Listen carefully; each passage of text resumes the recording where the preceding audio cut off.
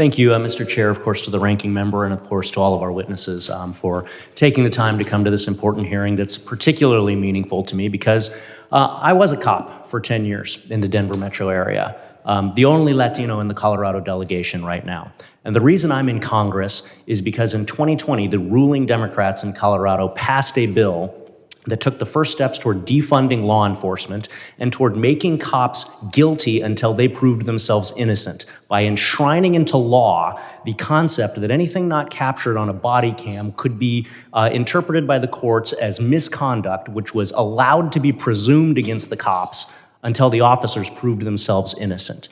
I ran our riot squad. I was in charge of our riot squad in 2020 when Denver, Colorado suffered the most violent riots in the country as evaluated by the Major Cities Chiefs of Police Association, and not a peep from the ruling Democrats in my state of Colorado. I've buried 2 colleagues in my agency. Gordon Beasley, who was assassinated by an individual who was radicalized against law enforcement by anti-police rhetoric from elected leaders, shot in the back of the head, murdered. It's on video. The killing part is redacted on most of the publicly available stuff. I buried Gordon Beasley, a school resource officer whose motto was find the good in everything. I buried Dylan Vakoff, one of my friends who was in my riot squad at my agency, gunned down responding to a family disturbance call, Air Force veteran. I watched my cops suffer these. I buried countless others when I was on the honor guard. And in terms of refusing to condemn physical or political violence, I will remind everyone of 2 votes that happened earlier this year where every single member of the United States House of Representatives voted to condemn the murder of a Democrat leader in Minnesota, but 118 of my colleagues on the other side of the aisle could not vote to condemn the murder of Charlie Kirk. When cops are handcuffed, when political rhetoric incites violence, it's the cops who suffer. And not only is it the cops who suffer, it's the low income and the minority communities that suffer. In Colorado, $27 billion of lost economic productivity as a result of crime. That doesn't impact the wealthy people, that impacts low income and minority communities. My district is 40% Hispanic. You know who suffers when we don't have law enforcement to keep our communities safe? It's my low income and my minority communities. I have a bunch of skilled tradesmen in my district, plumbers, electricians, pipe fitters, welders. Colorado has led the nation more years than not the last 5 years in auto theft. You know what happens when one of my Hispanic trade workers gets their vehicle stolen? Not only are they out of vehicle, they've lost their job because they can't show up to the job site tomorrow to do the work. The general contractor is not going to wait for them.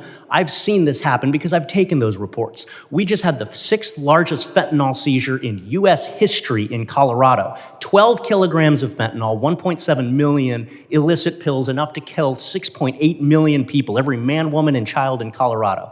And it is because of the defund the police and sanctuary city style politics that I personally experienced as a law enforcement officer in Colorado. It's why I'm in Congress today. And lest we forget, every 15 days under the previous administration, more Americans died as a result of drug overdoses like fentanyl than were killed in the entire September 11th terrorist attacks. And that's personal to me too, because I am a combat veteran of the global war on terror. I deployed to protect this country, and to turn around and to see these cartels and these criminals and these peddlers of poison being able to run willy-nilly free in our communities because of defund the police rhetoric and because of sanctuary city and state policies is absolutely onerous to me, and it's onerous to my communities. It's onerous to the people that I have sworn oaths to uphold, to protect and defend as I uphold the Constitution. We know the impacts on law enforcement officers that all of this has. Cops experience their first heart attack at the age of 46. The average American experiences their first heart attack at the age of 65.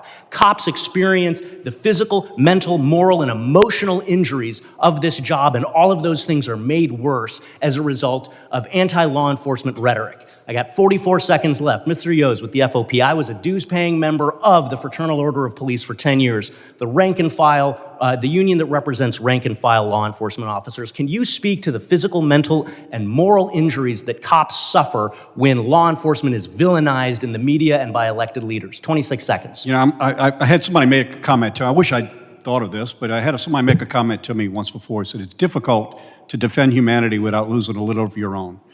If you're not grounded, if you don't have the resources necessary to keep you grounded, then it's going to impact. And we see it. We see it happening all across this country where law enforcement officers have to deal with things that most people would like to think don't exist and somehow think that they can sniff their badge and it doesn't affect them. We're human beings. We're just average people asked to do occasionally some extraordinary things, and it has its toll on law enforcement, there's no question. So when you compound all of this together, it makes our job more and more difficult. And so you can see we lose more officers. We talk about how many officers we lost, that's why we're here. We lose more officers every year by their own hands than we do to police action. And that's the reality of it. That's where we live, and we need to recognize that we're damaging people. When we damage someone in the protection of communities, we have a moral and fiduciary responsibility to fix them. I could go all day, but we're out of time. Yield back. Thank you.